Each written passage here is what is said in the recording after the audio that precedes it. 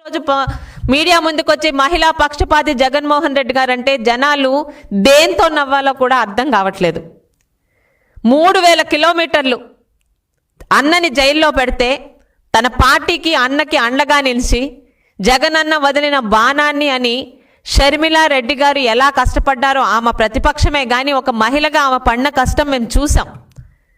అంత ఈజీ కాదు. ఆషామాషిగా ఒకే ఒక్క అమ్మాయి అన్ని వేల కిలోమీటర్ల అన్న గురించి తిరిగితే ఆ షర్మిలా రెడ్డి గారి గురించి ఈరోజు జగన్మోహన్ రెడ్డి ఆయన టీము సోషల్ మీడియాలో పెడుతున్న కమెంట్లు చూస్తుంటే నిజంగా ఆయనకి చెల్లిగా పుట్టినందుకు ఆ అమ్మాయి ఏం పాపం చేసుకుందా అని అర్థమవుతుంది. చెల్లికి సమానంగా రాజశేఖర్ రెడ్డి గారు ఆస్తులు సమానంగా పంచమన్నారన్న పాపానికి సొంత తల్లిని కూడా ఇంట్లోంచి బయటకు గంటేసిన ఈ జగన్మోహన్ రెడ్డి గారు మద్యపాన నిషేధం చేస్తానని చెప్పి అక్క చెల్లెమ్మలని